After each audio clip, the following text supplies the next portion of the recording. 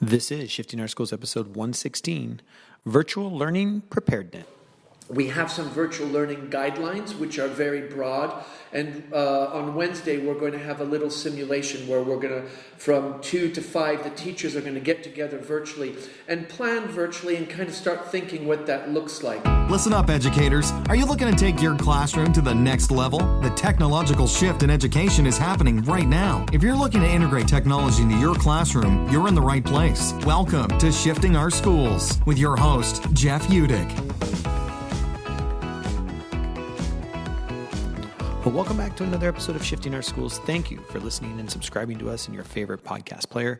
If you aren't subscribed, you can do that now. Just search for Shifting Our Schools wherever you listen to podcasts, even in Spotify, which is nice. So you can just ask your Amazon Alexa or Google Home, hey, play the Shifting Our Schools podcast, and you'll get the latest episode streaming through your device instantly. We really do appreciate all of you who continue to spread the word about Shifting Our Schools. We'd love to hear your thoughts on different episodes, and you can do that by tweeting us using the hashtag SOS Podcast, or reach out to us at sospodcast@gmail.com. And of course, you can always use the contact form on our website over at sospodcast.org. I continue to hear from schools who are either preparing to go into virtual learning or are already there, and Chris and I wanted to find a way to support both teachers and technology coaches. I know we have a lot of tech coaches and instructional coaches that listen to us, and we wanted to find a way to help.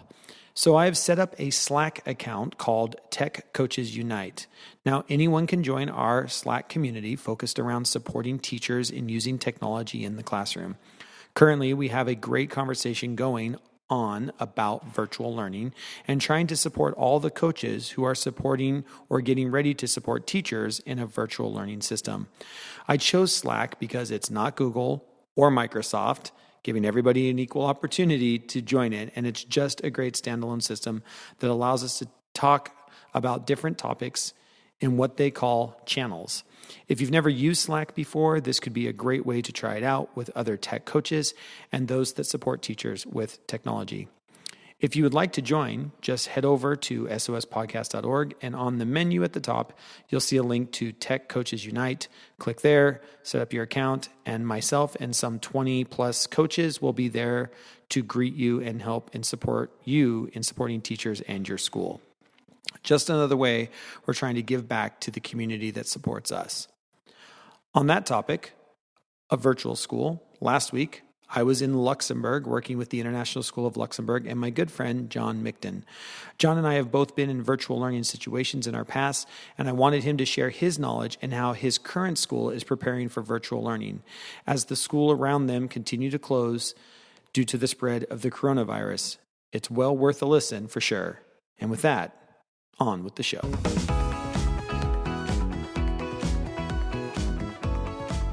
All right, welcome back to another Shifting Our Schools. I'm here with my good friend John Mikton from the International School of Luxembourg. Now, and I can't even remember where we were when we met. I was in Shanghai. You would have been in ASIJ. You were in ASIJ, and then you went to Prague. Yeah, Prague. And then you were in Switzerland. Zurich, yeah. And now here. Yeah. And actually, I think when I was at WAB, you were in Saudi Arabia. Yes. I think. Yeah. That was quite a while. Yeah, we've known each other quite a while. Great. And I am here working at the International School of Luxembourg this week, and we happen to be in this global crisis of virtual school. And both of us have had our turn at doing virtual school, so I thought it'd be just good to sit down and talk a little bit about kind of the role you have here and some of your thinking around virtual school. So why don't you get us started with that? Yeah, so I think, like many schools around the world, this whole coronavirus has kind of amplified the fact that you need to have a virtual learning strategy. The schools in Asia, of course, have done an incredible job, and the resources being shared by our colleagues out there is phenomenal, and really I think hats off goes to them. Some of them are in week 5, 6, and I can't even imagine. Here in Europe, things have accelerated really quickly. Jeff and I were just talking. The Czech Republic has closed down all its schools. Madrid has closed its schools. 33 schools in Munich now closed. And of course, as many people know, Italy is on lockdown. So we in Luxembourg are just waiting for this. Waiting for the call. Waiting for the call. And I think what we've done is really try to leverage as much the skill set and the capacity of our teachers. So We have some virtual learning guidelines, which are very broad. And on Wednesday, we're going to have a little simulation where we're going to, from 2 to 5, the teachers are going to get together virtually and plan virtually and kind of start thinking what that looks like. And I think that's, every school is very different. You have a different culture. And I think, for us, printing 900 pages and having people read that, I think people just want a brushstroke. And then within their teams are going to build their capacity on what to do. And we have the resources and the tech support and the hardware. So I think those things are important. I think many schools are in a better advantage because many of us have taken on an LMS and Google Docs. You were talking about the Google Drive or Office 365. I think that has put us in a better position to move to that, but I think there's still a huge learning curve, and I think we're experiencing that right now. And I think you bring up a really good point, that if a school is thinking that there is a chance you might go to virtual school, how can you, and I think on Wednesday is usually your early release day, and now you guys have just taken that, whatever you were going to do, put that to the side, and we're just going to give teachers space. And I think a lot of times that's what we have to do, is set up a structure of here's what we'd like you to do, get into your team, here are some tools, figure out how your team is going to support each other and your students if we were in that situation.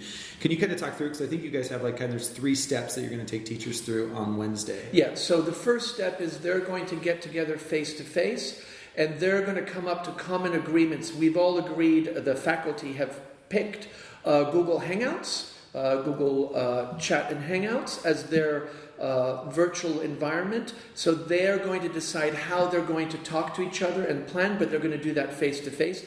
If some teachers don't want to do that, we have, of course, Office 365 Outlook, and then we also have in Schoology a thing called Conferences, which is an inbuilt virtual hangout like Google, but in the Schoology ecosystem. So we really want to give them some choice, but I think Hangout has kind of by default become our tool. And then after that, they're going to break up and they're going to plan. They're going to make sure they access all the library resources and kind of have a good idea where all that is.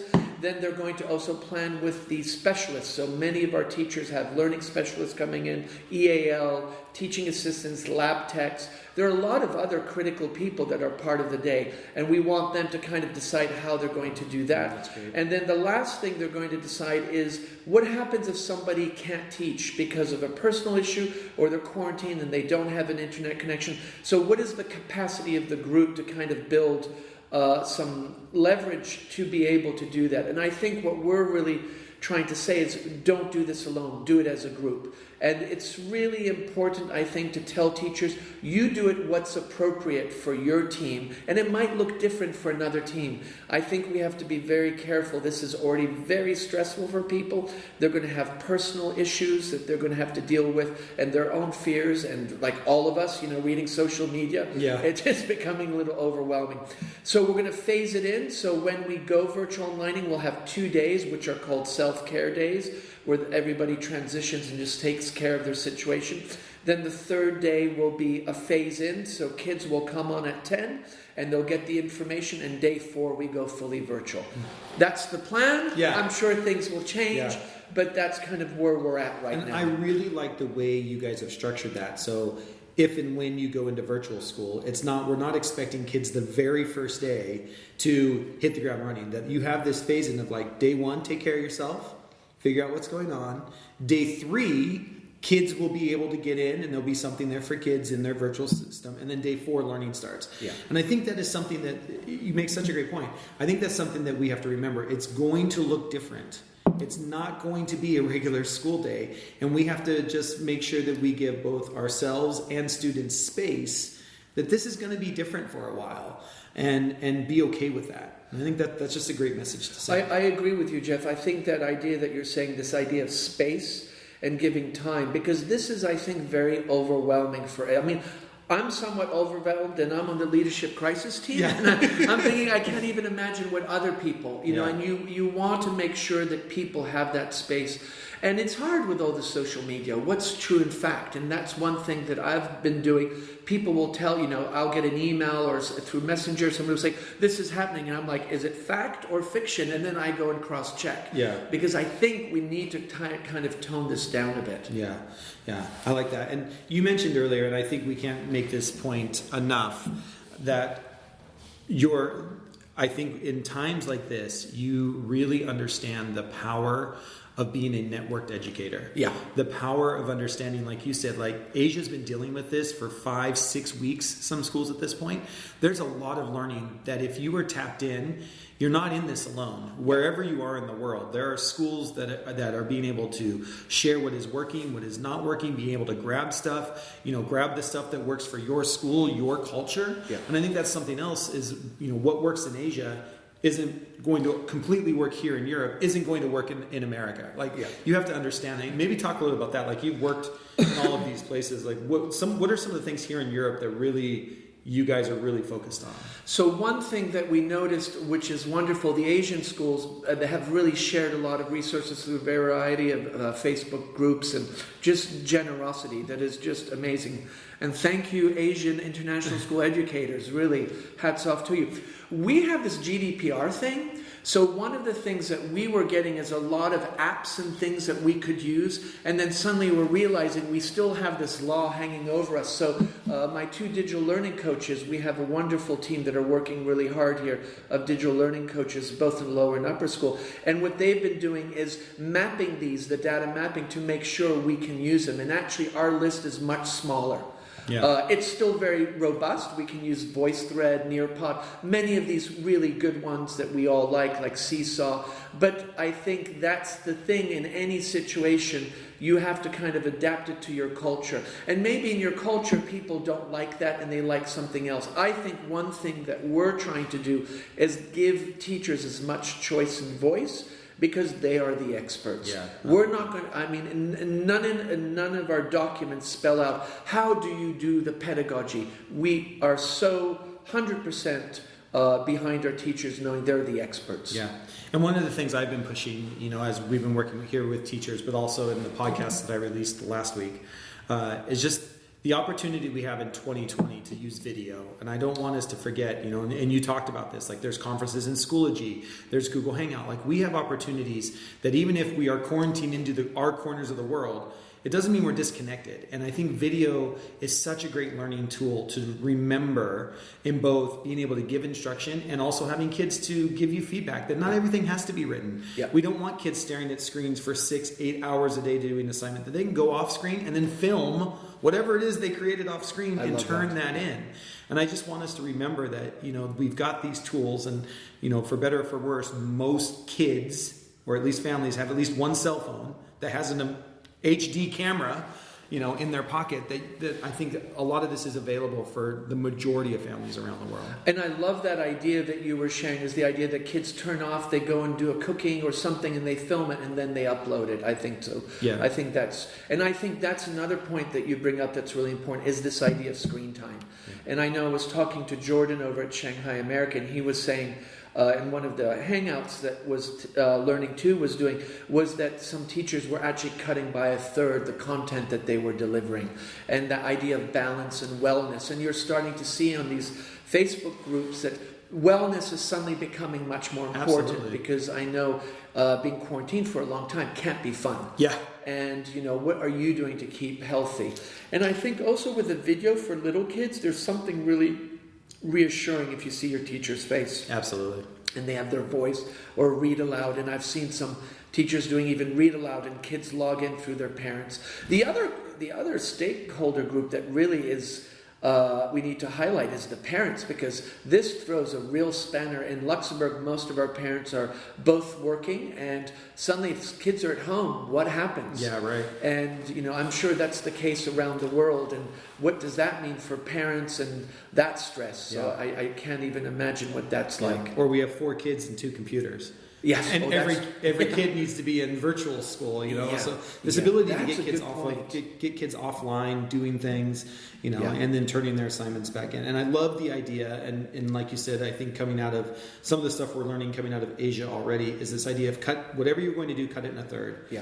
Give that space and time for people to do the work, Yeah. And don't expect it to be like it was. And that doesn't mean learning's not going to happen. Like, we're in virtual school, it can happen, but give that space and time. Whatever you're going to do, cut it in a third. through it and figure out a way to get people. Because I think it's really easy to be on your couch just posting stuff, as we both know. Yeah. I think that's, you can post a lot, but if you have to digest it, synthesize it, and then respond, that can be overwhelming. And especially if you have 8 classes, and so I think it's learning will happen. I think just the fact of doing this is learning enough in some ways. I think for me, I'm learning so much, and I know my colleagues around me, we all feel we're in a huge learning curve. And I think in the long run, I want to be positive because we need to be positive, is I think there'll be a lot of benefits. I think a lot of teachers' skill set will actually be upgraded. Not that it's bad now, but I think there will be a lot of new tools that maybe they didn't think of, and this has pushed them to think that. And new understanding of what is possible. And I think if anything, we saw that in the times that I did virtual school, is you come out of it and all of a sudden every teacher knows how to make video and everybody knew how to upload to Moodle. Like all of a sudden we had a new skill set that when we were back in a regular school session, we were able to continue that growth. Yeah. So there is you hate to say that there's a positive with this, but that could be something to kind of hang your hat on. It's worth going through it just for that learning. So. And what's amazing is just the dedication and enthusiasm of educators that are involved in this. I just read some of the things that infographics that people are making. It's like, oh my God, this is amazing, And the sharing is, people are so generous. Everything that we have done here at the International School of Luxembourg is from things that people have shared. And it's just, the generosity is just wonderful and appreciated. So use your network. Go out, figure out where this stuff is coming from. Absolutely. Share alike, and we're all better for it. Absolutely. I can't agree with you more, Jeff. That's awesome. Thank you. Thanks for your time. Thank you, Jeff. Thanks so much for listening to this episode of Shifting Our Schools with your host, Jeff Udick. For more great content and to stay up to date, visit sospodcast.org, facebook.com/Jeff Udick, and on Twitter @JUdick. If you enjoyed today's episode, please leave a review and subscribe, and we'll catch you next time on Shifting Our Schools.